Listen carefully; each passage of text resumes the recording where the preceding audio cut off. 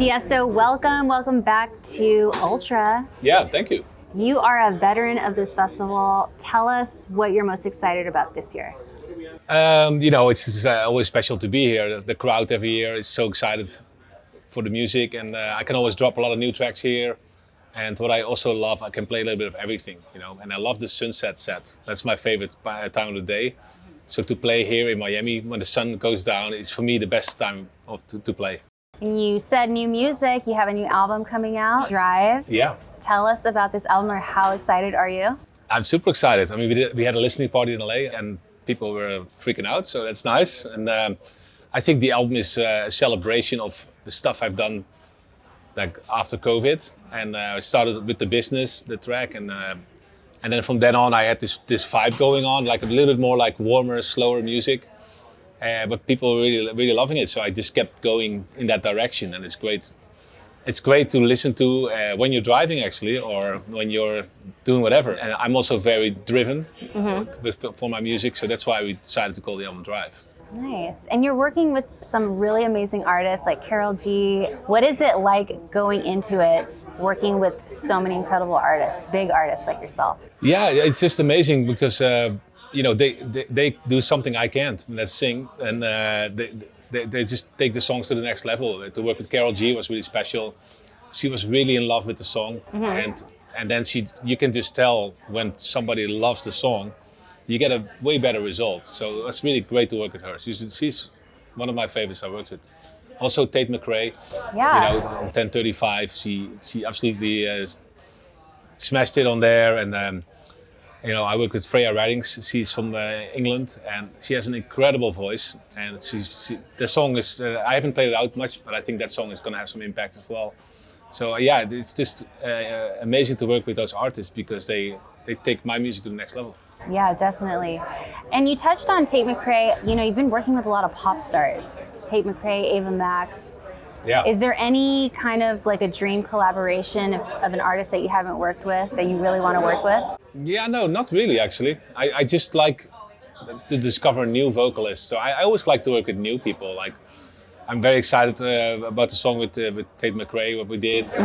Also with Freya Reddings, and I think in general, just anybody who is just talented and can bring something to my songs that I can't, that I'm always excited to work with. So it could be a massive star like Karol G or somebody unknown.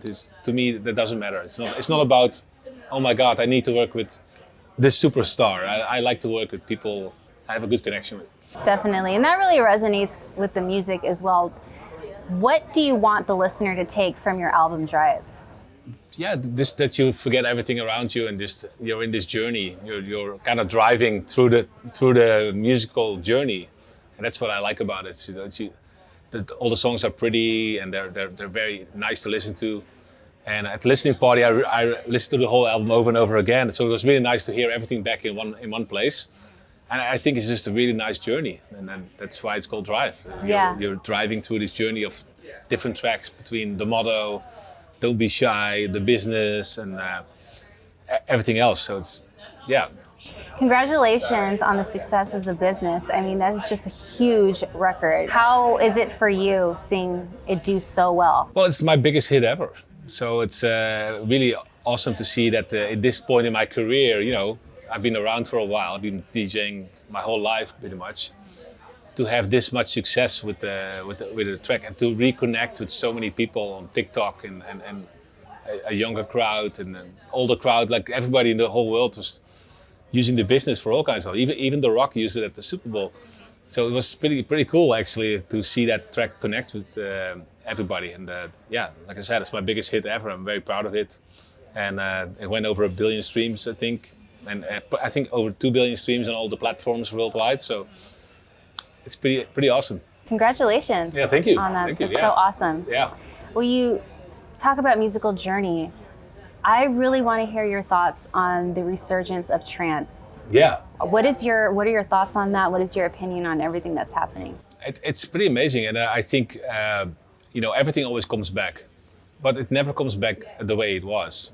People are always like, oh, I miss the old days of this, because you were there at that time when you first heard that music, and that memory will stick with you as soon as you hear that track. So it's not coming back the way it was, you know. And some tracks I hear now, you know, big hits, they sound to me like, oh, that's just Robert Miles' Children. You know, you just literally copying the song from then, but it's new because there's a different vocal on it, and that's how I see trance coming back. It's not going to be the same, and it will never be the same. But it will be amazing for a new crowd when you have a track with a brand new vocalist, but you use the old sounds. Like I just made this track with Matame. It's like two DJs from Italy, and the vocal is very trancey, and then the sounds as well. But it still sounds 2023. It's kind of like what Alessandra Michel did with Gucci. You know, he was inspired by Gucci by the 70s, but it still is fresh in 2022, 2023. And that's how I see the music developing from the old days, because you see it in the techno scene as well. A lot of old techno tracks come back, getting played now by the new young techno DJs, but they are the old tracks, but it's still a little bit newer sounds to it. Old with an edge, new, I think. Yeah, definitely. It's good to hear perspective from, you know, a pioneer of dance music, specifically in trance too. So yeah, eager to hear your thoughts on that. Yeah, I still love melodic music, and I think we are definitely in the transition mode that we go back to there. And you can tell by Tale of Us as well. Tale of Us is amazing. You know, they have this melodic trance vibes, but a lot more slowed down. So they made their own version of the old trance coming back, which is very cool. I want to talk about, you know, when you walked in here, you're telling us that you've just been on this whirlwind.